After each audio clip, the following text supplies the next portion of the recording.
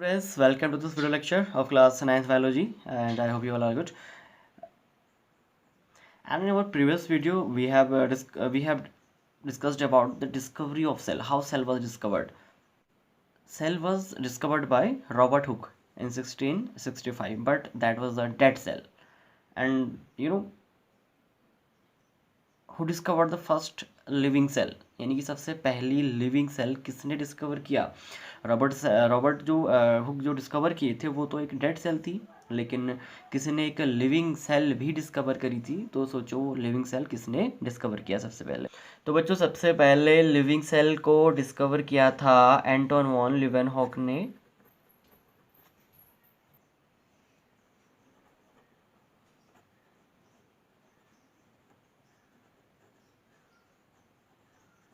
Anton von Leeuwenhoek, तो इन्होंने living cell को डिस्कवर किया था। कब किया था? 1674 में। इन्होंने क्या किया, पॉन्ड वाटर का सैंपल लिया, ठीक है, तालाब से पानी लिया और उसको माइक्रोस्कोप के नीचे रख के देखा तो उसमें उनको कुछ माइक्रो ऑर्गेनिजम्स दिखाई दिए थे। और इसके अलावा उन्होंने स्पर्म सेल्स भी डिस्कवर किए थे। देखो, अब ये बात बताने की ज़रूरत आपको नहीं पड़ेगी शायद कि सेल क्या होती है, ठीक है। Cell functional, structural and fundamental unit of life होती है, इस बात को आप ध्यान रखेंगे। Cell structural, functional and fundamental unit of life होती है, ठीक है। हमारी बॉडी यानी हर एक ऑर्गेनिज्म स्मॉल स्मॉल सेल से मिलकर के बनता है। चलिए, अब हम आगे बात करते हैं ज़रा सा सेल थ्योरी की। तो सेल थ्योरी के अंदर कुछ बेसिक आइडियाज़ हैं रिगार्डिंग द सेल, ठीक है, और कैसे ऑर्गेनिज्म के अंदर सेल्स होती हैं। और सेल थ्योरी देने वाले जो साइंटिस्ट थे, सिल्डेन,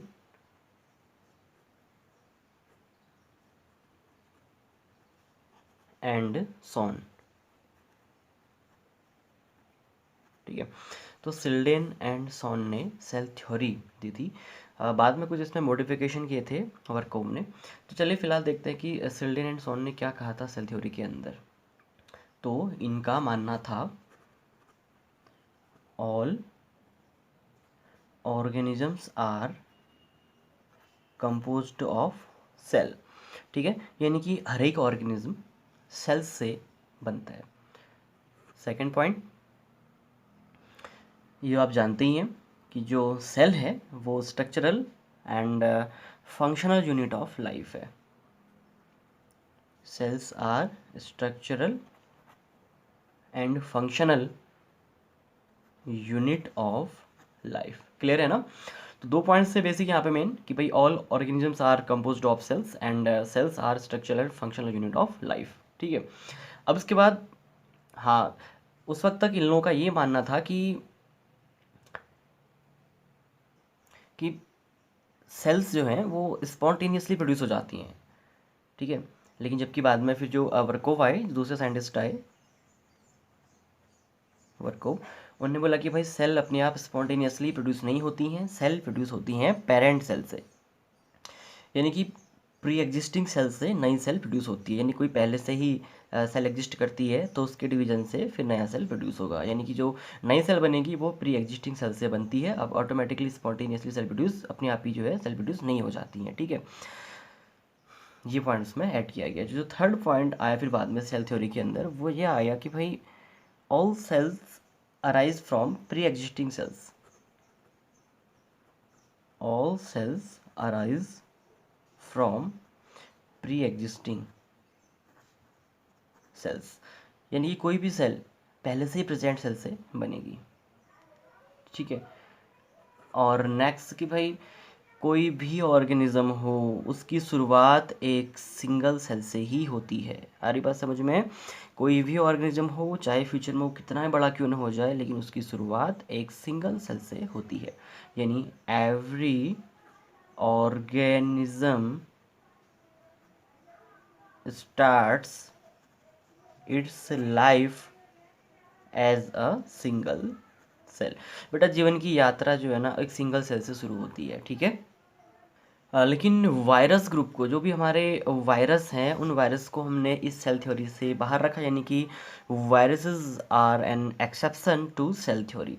क्योंकि वायरस डेड होते हैं, जनरली वायरस डेड होता है, ठीक है। जैसे कोई वायरस है वो डेड होगा, लेकिन जैसे ही हमारी बॉडी के अंदर जाएगा इसमें प्राण आ जाएंगे, जिंदा हो जाएगा, ठीक है। फिर ये तबाही मचा देगा, ठीक है। वायरस को हम लाइव नहीं कंसिडर करते हैं, वायरस डेड तरह के ऑर्गेनिज्म होते हैं, डेड होते हैं। लेकिन जैसे वायरस किसी लाइव ऑर्गेनिज्म के अंदर आ जाए, किसी ऑर्गेनिज्म की बॉडी के अंदर चला जाएगा, तो फिर वहाँ जाते ही ये लाइव हो जाता है, वहाँ जाके अपना काम स्टार्ट करने लग जाता है। तो वायरस को हम इस थ्योरी से बाहर रखते हैं। अब इसकी आपको सेल थ्योरी समझ में आ गई होगी, बहुत ही बेसिक आइडियाज़ हैं। बस आपको ये ध्यान रखना है कि भाई cell theory Schleiden and Schwann ने दी थी, और उसमें मॉडिफिकेशन किया था वर्कोव ने। और सेल थ्योरी जो कंबाइंड सेल थ्योरी फाइनली बनती है, उसमें जो हमारे फीचर हैं वो क्या क्या हैं कि भाई all organisms are composed of cell, यानी कि हर एक प्राणी जो भी इस दुनिया में, हर एक क्रीचर है वो सेल से मिलकर के बना हुआ है, ठीक है। Cells are structural and functional unit of life, cell ही स्ट्रक्चरल एंड फंक्शनल यूनिट होती है लाइफ की। स्ट्रक्चर सेल पे डिपेंड करते हैं, फंक्शन बॉडी के सेल से ही शुरू होते हैं, ठीक है। All cells arise from pre existing cells, कोई भी सेल पहले से मौजूद सेल से बनती है, उसके डिवीजन से, उस सेल से ही नई सेल प्रोड्यूस होती हैं, ठीक है। अपने आप सेल प्रोड्यूस नहीं होगी। Next, every organism starts its life from a single cell, यानी कि हर एक ऑर्गेनिज्म की जीवन की शुरुआत जो है एक सिंगल सेल से ही होती है। क्लियर है ना। तो ये थी बहुत ही ज़बरदस्त और बहुत ही आसान सेल थ्योरी, जो कि आई विश आपको समझ में आ गई होगी। अब हम आगे बात करेंगे सेल के अंदर के स्ट्रक्चर की, ठीक है। कि आपने सोचा कभी कि हमारी, चलो मान लेते हैं हमारी बॉडी के अंदर तो सेल्स होती हैं, ऑर्गन होते हैं, हमारी बॉडी के अंदर ऑर्गन होते हैं, ऑर्गन के अंदर टिश्यूज़ होते हैं, टिश्यूज़ के अंदर सेल होती है। क्या सेल के भी अंदर कोई चीज़ होती होगी? क्या सेल के अंदर भी कुछ मटेरियल है? तो सोचिए ज़रा, है ना। तो बेटा सेल के अंदर भी बहुत कुछ होता है, सेल के अंदर भी बहुत सारा मटेरियल है जो सेल को जिंदा रखता है, जिसकी वजह से सेल काम करते हैं, ठीक है। तो अभी हम देखेंगे कि सेल के अंदर क्या क्या मटेरियल होते हैं, क्या क्या चीज़ें होती हैं। चलिए अब बात करते हैं सेल की डाइवर्सिटी की, ठीक है। यानी कि सेल बहुत तरह की होती हैं, सेल के फंक्शन अलग अलग होते हैं। अगर सेल के फंक्शन अलग अलग होंगे तो सेल के जो शेप स्ट्रक्चर हैं वो भी क्या होंगे, अलग अलग होंगे, ठीक है। सबसे छोटी सेल, ठीक है, हमारी बॉडी, अगर हम ह्यूमन बॉडी की बात करें तो हमारी बॉडी के अंदर सबसे छोटी सेल होती है स्पर्म सेल होती है, ठीक है। और सबसे बड़ी सेल होती है ह्यूमन बॉडी के अंदर, वो होती है ओवम, यानी कि एग सेल होती है फीमेल बॉडी के अंदर, ठीक है। और वैसे अगर सबसे बड़ी सेल की बात करते हैं ओवरऑल में, तो फिर ऑस्ट्रिच का यानी कि शुतुरमुर्ग का जो अंडा होता है वो सबसे बड़ी सेल होती है, ठीक है। और हमारी बॉडी में सबसे लंबी सेल होती है नर्व सेल होती है, ठीक है। नर्व सेल सबसे लंबी सेल होती है। तो सेल के काम अलग अलग होते हैं, उसके हिसाब से सेल के स्ट्रक्चर भी अलग अलग होते हैं। हमारी खुद की ह्यूमन बॉडी के ही अंदर कई तरह की सेल्स होंगी, ठीक है। अब इनमें से कुछ सेल्स को तो आप नेक्ड आइज से देख सकते हैं, जैसे ऑस्ट्रिच एग है ना। इस तरह की कुछ सेल्स होती हैं जिनको आप देख सकते हैं, लेकिन मोस्टली ज़्यादातर सेल्स क्या होती हैं, बहुत स्मॉल होती हैं, उनको आप देख नहीं सकते, ठीक है। और ये जो भी सेल आप देख रहे हैं जनरली इनके जो शेप होते हैं वो फिक्स्ड होते हैं, यानी कि सेल का शेप फिक्स होगा, सेल अपने शेप को बदलती नहीं है। लेकिन कुछ ऐसी भी सेल्स होती हैं जिनके शेप बदल जाते हैं सिचुएशन के अकॉर्डिंग, जैसे कि अमीबा। तो अमीबा के सेल का जो शेप है वो बदलता रहता है सिचुएशन के अकॉर्डिंग। तो बच्चों सेल के अकॉर्डिंग हम ऑर्गेनिजम्स को दो क्लास में डिवाइड कर सकते हैं, ठीक है। ऑर्गेनिज्म दो तरह के होते हैं।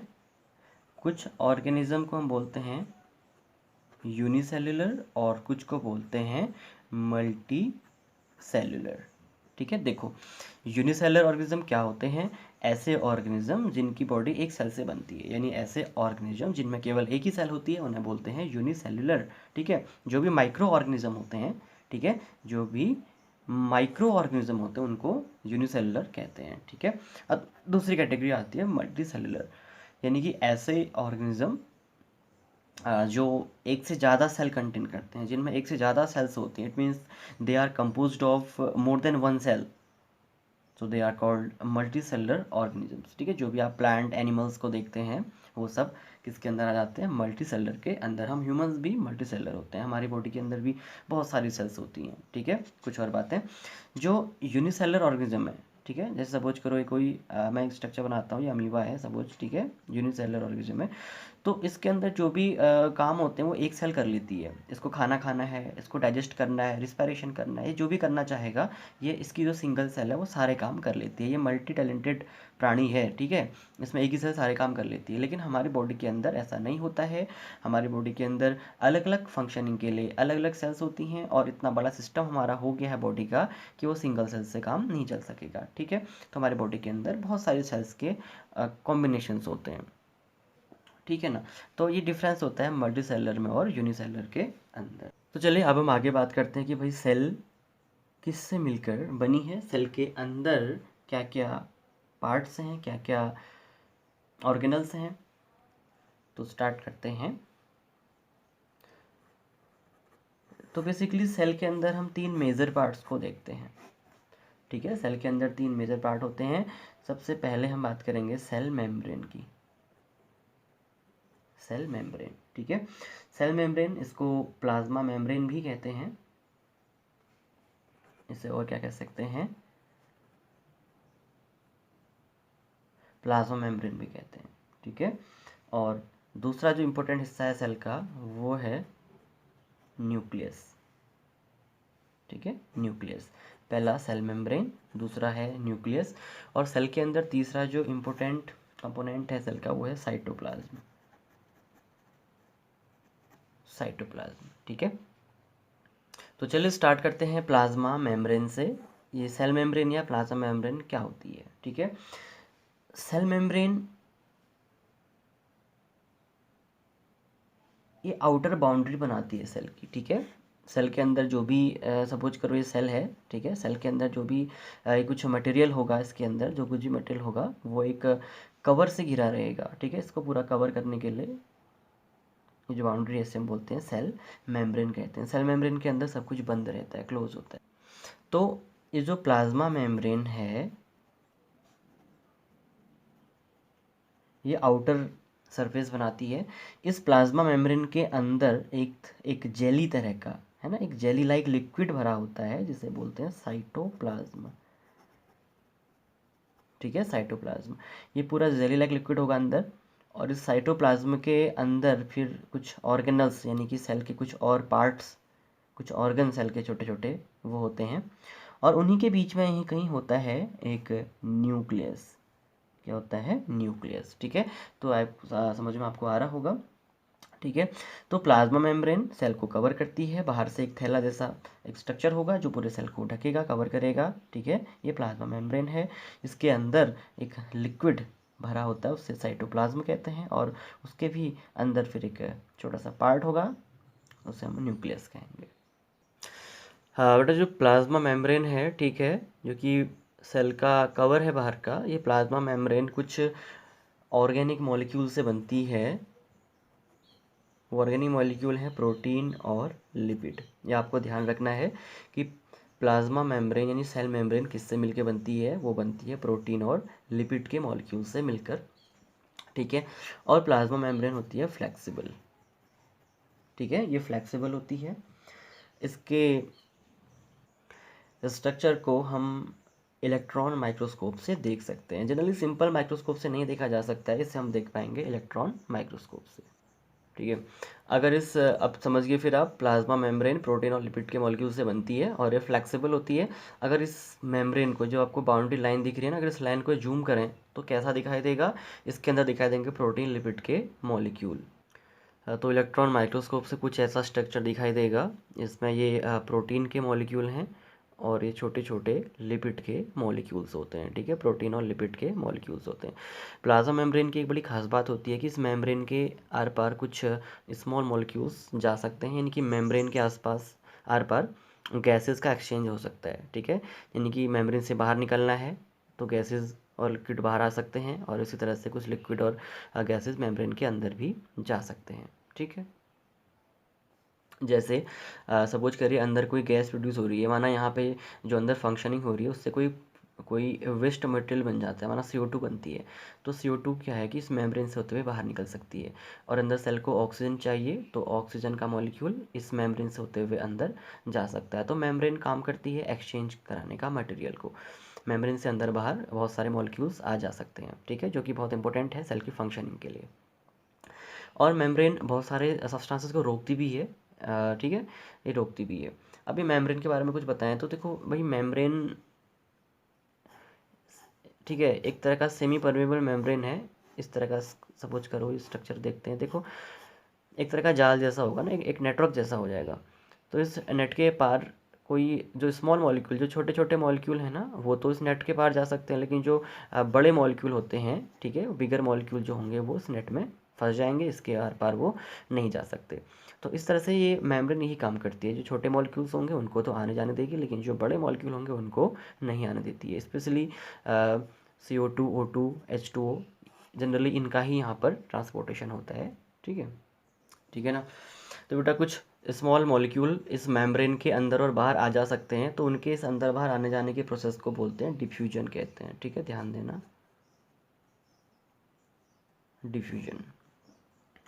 तो डिफ्यूजन को आप कैसे समझेंगे, देखो अपने आप दो सब्सटेंसेस का मिक्स हो जाना उसे हम डिफ्यूजन कहते हैं। जैसे आप किसी कमरे के कोने में अगर हम अगरबत्ती जलाते हैं तो उसकी खुशबू पूरे कमरे में फैल जाती है, यानी कि जो सेंट पार्टिकल है, अगरबत्ती के जलने से जो खुशबू निकल रही है वो एयर पार्टिकल्स के साथ मिक्स होकर पूरे कमरे में फैल जाती है। That is the process of diffusion. जैसे आप एक पानी की बाल्टी में अगर आप इंक डालते हैं, सपोज ये है ना पानी का बाल्टी है, इसमें अगर हम इंक की एक बूंद ड्रॉप डालते हैं तो ये इंक के जो पार्टिकल्स हैं वो धीरे धीरे अपने आप ही बिना कुछ हमारे किए पूरे जो है स्लो, ठीक है, पूरे वाटर में मिक्स हो जाते हैं। तो वो डिफ्यूजन का प्रोसेस होता है, जैसे परफ्यूम का फैल जाना। तो जब दो तरह के सब्सटेंसेस के पार्टिकल ऑटोमेटिकली मिक्स हो जाते हैं, अपने आप स्पॉन्टेनियसली मिक्स हो जाते हैं, तो उस प्रोसेस को डिफ्यूजन कहते हैं, ठीक है। दैट इज़ स्पॉन्टेनियस मूवमेंट या spontaneous mixing of to substances, that is diffusion, ठीक है ना। तो जो सेल के अंदर जो ये एक्सचेंज हो रहा है, ये भी तो डिफ्यूजन के थ्रू होता है। इस प्रोसेस को ही तो हम डिफ्यूजन बोलते हैं, जो एक्सचेंज होता है O2 CO2 का अंदर बाहर, ये डिफ्यूजन के थ्रू होता है, ठीक है। देखो डिफ्यूजन के पीछे रीज़न समझते हैं, ठीक है। ये एग्जांपल ले रहे हैं अमीबा का। ये अमीबा का आपको सेल मेम्ब्रेन दिख रहा है ना, ठीक है। हमने भी बात करी थी कि भाई कुछ ऑर्गेनिज्म के अंदर जो सेल मेम्ब्रेन होता है वो फ्लेक्सिबल होता है, तो बिल्कुल अमीबा इसका एग्जांपल है। अमीबा का सेल मेम्ब्रेन बदलते रहता है, ठीक है। सपोज करो अगर यहाँ पे एक फूड का पार्टिकल आ जाता है, कुछ खाने की चीज़ मिल जाती है अमीबा को, तो ये इसका जो जो मेम्ब्रेन है फ्लेक्सिबल हो जाएगा, बड़ा हो जाएगा, इसके कुछ आर्टिफिशियल हैंड जैसे निकल आएंगे, ठीक है, वो इसको फूड को कैच करने के लिए स्यूडोपोडिया बोलते हैं इनको, ठीक है। जो आपको स्ट्रक्चर दिख रहे हैं स्यूडोपोडिया हैं, ये लॉन्ग हो जाएंगे, जब कोई फूड इसको दिख जाएगा तो ये इसका मेम्ब्रेन बदल जाएगा, ठीक है। चलिए फिलहाल हम समझते हैं ये इसको डिफ्यूजन को, प्रोसेस को समझते हैं, ठीक है। देखो डिफ्यूजन कभी भी हाई कंसंट्रेशन से लो कंसंट्रेशन की तरफ होता है। कैसे होता है, देखो सपोज ये अमीबा है और अमीबा के अंदर ऑक्सीजन की अमाउंट कम हो जा रही है, ठीक है, ध्यान देना, अमीबा के अंदर ऑक्सीजन की अमाउंट कम हो जाती है, और अगर बाहर ऑक्सीजन ज़्यादा है तो ऑक्सीजन एक्सचेंज होगी बाहर से अंदर की तरफ को, ठीक है ना। तो देखिए ये सेल है, अमीबा का सेल है, ठीक है। अंदर हम ये देख रहे हैं कि भाई अगर यहाँ ऑक्सीजन का अमाउंट कम है, अगर अंदर ऑक्सीजन की अमाउंट कम है और बाहर ज़्यादा है, तो ऑक्सीजन फ्लो होगी बाहर से अंदर की ओर, क्योंकि बाहर ऑक्सीजन का कंसंट्रेशन ज़्यादा है और अंदर ऑक्सीजन का कंसंट्रेशन कम होता है। तो फ्लो कहाँ से कहाँ को होता है, कभी भी हाई कंसंट्रेशन से लो कंसंट्रेशन की तरफ को। और दूसरा, अब अमीबा रिस्पायरेशन कर रहा है ना, क्योंकि देखो बाहर से ऑक्सीजन आ रही है, अमीबा ऑक्सीजन को कंज्यूम कर रहा है और वो क्या प्रोड्यूस कर रहा है, CO2, वो बना रहा है CO2। अगर अमीबा CO2 बनाता जाएगा तो अंदर CO2 भरती जाएगी ना, अंदर CO2 भरती जाएगी, तो सोचो अंदर CO2 का अमाउंट क्या हो जाएगा, ज़्यादा हो जाएगा। अब अगर अंदर CO2 का अमाउंट ज़्यादा हो जाएगा तो बाहर CO2 का अमाउंट कम हो जाएगा। अब मान के चलिए कि बाहर CO2 कम है लेकिन अंदर CO2 ज़्यादा होने लग गई है, तो CO2 कहाँ से कहाँ को जाएगा, बाहर से अंदर से बाहर की तरफ को, ठीक है। देखो अंदर ऑक्सीजन की ज़रूरत है, अंदर ऑक्सीजन कम है लेकिन बाहर ऑक्सीजन ज़्यादा है, तो ऑक्सीजन बाहर से अंदर को जाएगा, वो उसकी रिस्पायरेशन में खर्च होगी। और दूसरा, अब इसने रिस्पायरेशन कर लिया, इसने CO2 बना दिया, तो अंदर CO2 बढ़ने लग गई है, तो CO2 अब अंदर से बाहर को आएगी, यानी कि अंदर CO2 का कंसंट्रेशन ज़्यादा था, बाहर CO2 का कंसंट्रेशन कम था। तो कहाँ से कहाँ को फ्लो होती हैं गैसेज, हाई कंसंट्रेशन से लो कंसंट्रेशन की ओर को, ठीक है। देखिए diffusion out of cell, loss of CO2 in water, यानी CO2 को बाहर फेंकेगा, ऑक्सीजन को इनटेक करेगा। क्लियर है ना। तो ये होता है डिफ्यूजन, ठीक है, ध्यान देना। तो अब इसकी आपको समझ में आ रहा होगा ना डिफ्यूजन। अब डिफ्यूजन से ही जुड़ा हुआ एक वर्ड और होता है, उससे हम बोलते हैं ऑस्मोसिस। समझेंगे कि ऑस्मोसिस क्या होता है। ठीक है। ऑस्मोसिस, देखो डिफ्यूजन और ऑस्मोसिस में क्या फ़र्क है, ठीक है। जनरली काम तो दोनों का एक ही जैसा होता है, यहाँ भी एक्सचेंज हो रहा है वहाँ भी एक्सचेंज होता है, लेकिन लेकिन अगर डिफ्यूजन वाटर के केस में हो जाता है, ठीक है, अगर हम जनरली वाटर का एक्सचेंज पढ़ते हैं किसी मेम्ब्रेन के होते हुए तो उसको फिर ऑस्मोसिस कहते हैं। अब फ़र्क ये है कि डिफ्यूजन के होने के लिए सेल मेम्ब्रेन का होना ज़रूरी नहीं है, ठीक है। डिफ्यूजन के होने के लिए सेल मेम्ब्रेन का होना ज़रूरी नहीं है, लेकिन ऑस्मोसिस कभी भी सेल मेम्ब्रेन के थ्रू ही होगा। फ़र्क समझिए, अगर हम कमरे में अगरबत्ती जला देते हैं तो ऑटोमेटिकली पार्टिकल कमरे में फैल जाते हैं, है ना, खुशबू के, तो वहाँ पर हमें कहीं पर भी मेम्ब्रेन की ज़रूरत तो नहीं पड़ी, हम परफ्यूम लगाते हैं ऑटोमेटिकली हवा में स्प्रेड हो जाती है, तो वो डिफ्यूजन होता है, ठीक। लेकिन ऑस्मोसिस कभी भी मेम्ब्रेन के थ्रू ही होता है, ठीक है। देखो एक एग्जांपल लेते हैं, सिंपल सा एग्जांपल है, ठीक है। ये सपोज करो हमने एक गिलास पानी का ले लिया और इस पानी के गिलास में हमें किशमिश को डाल देते हैं, ठीक है, ये किशमिश हो गया। अब देखो हर एक चीज़ के पास मेम्ब्रेन होती है, तो इस किशमिश में भी एक आउटर लेयर होगी, इसको मेम्ब्रेन कहेंगे, ठीक है। तो होता क्या है देखो, ठीक है, अभी हमने क्या पढ़ा कि चीज़ें कहाँ से कहाँ को जाती हैं, हाई कंसनट्रेशन से लो कंसनट्रेशन की तरफ को। चलो अब बताओ फिर, बाहर ज़्यादा पानी है कि किशमिश के अंदर ज़्यादा पानी होगा, वाटर का अमाउंट, वाटर का अमाउंट बाहर ज़्यादा है, किशमिश के अंदर पानी के अमाउंट कम है, इसके अंदर वाटर के मॉलिक्यूल कम है, तो वाटर कहाँ से कहाँ को जाएगा, बाहर से अंदर की ओर, ठीक है। तो देखो भाई, अब किशमिश के अंदर पानी भरने लगेगा, किशमिश में जो मेम्ब्रेन है ना, किशमिश की मेम्ब्रेन है जो, उसके अंदर पानी जाने लग जाएगा, तो इससे किशमिश क्या हो जाएगा, फूल जाएगा, किशमिश का साइज बड़ा हो जाएगा। इट मीन्स कि इस किशमिश के पास एक मेम्ब्रेन हुआ करती है, एक बारीक सी नेट का स्ट्रक्चर लगा लो तुम, ये होता है, ठीक है। इस स्ट्रक्चर के पार वाटर के मॉलिक्यूल, यानी कि किशमिश है, सपोज करो ये किशमिश हो गया, इसकी जो मेम्ब्रेन है उससे होते हुए वाटर के मॉलिक्यूल अंदर को जाने लगेंगे, और जब अंदर वाटर जाएगा तो किशमिश फूलने लगेगा, अंदर पानी भरने लगेगा, ठीक है। बाहर पानी का अमाउंट ज़्यादा था, अंदर पानी का अमाउंट कम था, तो कहाँ से कहाँ को, बाहर से अंदर की तरफ को। दूसरा केस, अगर इस फूले हुए किशमिश को देखो, किशमिश तो फूल गया है ना, इसके अंदर तो पानी भर गया है, अब तो ढोल हो गया है, ठीक है। अब इस किशमिश को हम डाल देते हैं नमक पानी में, सॉल्टी वाटर के सॉल्यूशन में। हमने पानी में खूब सारा नमक घोल दिया, ठीक है, पानी में खूब सारा नमक घोल दिया, हमने बहुत ज़्यादा सॉल्टी वाटर बना दिया। अब किशमिश को डुबा दिया सॉल्टी वाटर में। अब देखो, अब बाहर तो नमक भी आ गया है ना, बाहर क्या है कि भाई सॉल्ट आ गया है, सॉल्ट के आने से यहाँ वाटर के मॉलिक्यूल अब कम हो जाएंगे, समझ करो, क्योंकि सॉल्ट भी घुस गया है ना बीच बीच में, अब इसको वाटर के मॉलिक्यूल अवेलेबल कम होंगे। लेकिन इसके अंदर तो वाटर के मॉलिक्यूल ज़्यादा थे, यहाँ तो सॉल्ट नहीं है ना, अंदर तो प्योर वाटर भरा हुआ था, तो अब क्या होगा, अब अंदर से वाटर बाहर की तरफ को आएगा, ध्यान देना। अभी अभी अभी बाहर वाटर कम है, अभी अंदर वाटर ज़्यादा है, तो अंदर से वाटर बाहर की तरफ को आने लगेगा। ज़्यादा मतलब वो अमाउंट ज़्यादा नहीं, मतलब किशमिश के अंदर वाटर का अमाउंट ज़्यादा है, बाहर सॉल्ट आ चुका है, तो बाहर सॉल्ट के आने से वाटर के मॉलिक्यूल कंपेरिजन टू पहले के केस से कम हो जाएंगे, तो अब किशमिश सिकुड़ जाएगा, श्रिंक हो जाएगा, इससे से पानी बाहर को आने लगेगा। आ रही बात समझ में ना। तो ये होता है ऑस्मोसिस। ऑस्मोसिस होने के लिए मेम्ब्रेन का होना ज़रूरी है और डिफ्यूजन के लिए मेम्ब्रेन का होना ज़रूरी नहीं है। डिफ्यूजन के अंदर ही आप ऑस्मोसिस को पढ़ेंगे, ठीक है, डिफ्यूजन एक बड़ा प्रोसेस है, उसी के अंदर ऑस्मोसिस आ जाता है।